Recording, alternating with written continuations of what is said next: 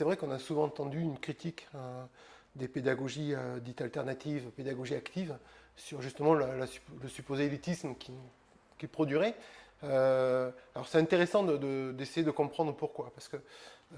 moi il me semble que, bon, évidemment on peut parler d'une forme d'élitisme si on considère que dans l'entre-soi dont je parlais tout à l'heure, se trouvent des classes moyennes, par exemple, intellectuelles, qui se retrouvent pour certaines autour de certaines valeurs et vont scolariser leur enfant dans une école de l'entre-soi social aussi. Ça peut exister. Mais en général, quand on fait la critique de l'élitisme, on fait de ces pédagogies, on s'appuie plutôt sur des travaux de recherche en sociologie ou en sciences de l'éducation qui ont montré que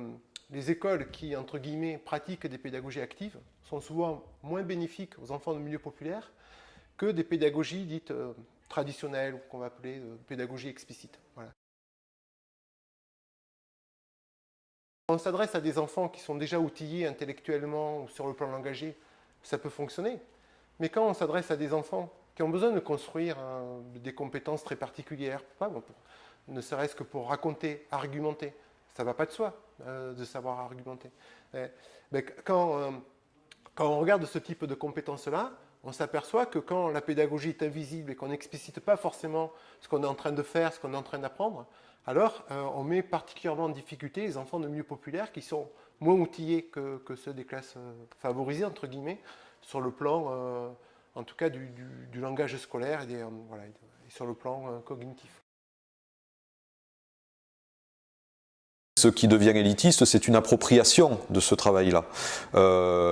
Et du coup, effectivement, les recensions qu'on peut avoir qui montrent que les gens qui se revendiquent des pédagogies actives ont dans leur démarche et dans leur pratique des traits un peu élitistes, c'est bien parce qu'ils se le sont appropriés d'une certaine façon aussi. Donc c'est pas tant le procès, quand on fait ça, pour peu qu'il y ait un procès, de la pédagogie en soi que de la manière dont les personnes la mettent en œuvre. Parce que on a aussi des travaux, je pense à ceux de Reuter, donc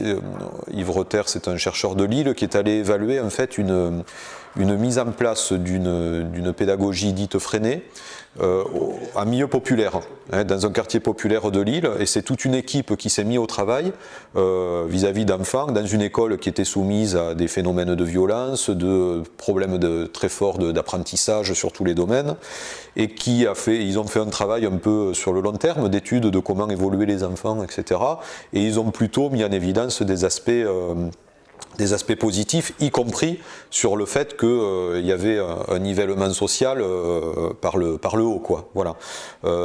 Donc ça vient nuancer, mais sans remettre en cause les autres travaux, parce que effectivement, ils se sont appropriés peut-être ces démarches-là de manière à les mettre au service d'un public de milieu populaire, ce qui n'est pas toujours le cas, et peut-être ce qui n'est pas souvent le cas.